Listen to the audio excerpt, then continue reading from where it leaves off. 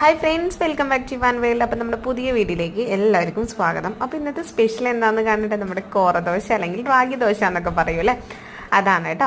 അപ്പോൾ നമുക്കത് എങ്ങനെ ഉണ്ടാക്കുക നോക്കിയാലോ. അപ്പോൾ അതിന് വേണ്ട ഇൻഗ്രീഡിയൻസ് ആണ് ഇതെല്ലാം കേട്ടോ.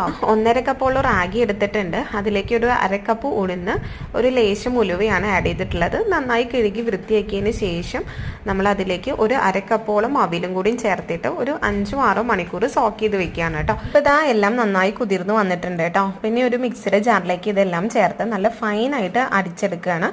അപ്പോൾ ഈ ഒരു അരച്ച മിക്സ് നമ്മൾ നന്നായി കൈ കൊണ്ട് ഒന്ന് മിക്സ് ചെയ്ത് കൊടുക്കണം കേട്ടോ. അങ്ങനെ ഇതാ രാവിലെ ആകുമ്പോഴേക്കും മാവ് നന്നായി പൊങ്ങി വന്നിട്ടുണ്ട്.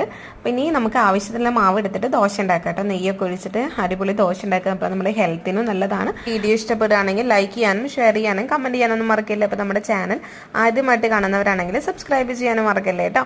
അപ്പോൾ നമുക്കിനി നെക്സ്റ്റ് വീഡിയോയിൽ കാണാം. അതുവരെ ബൈ.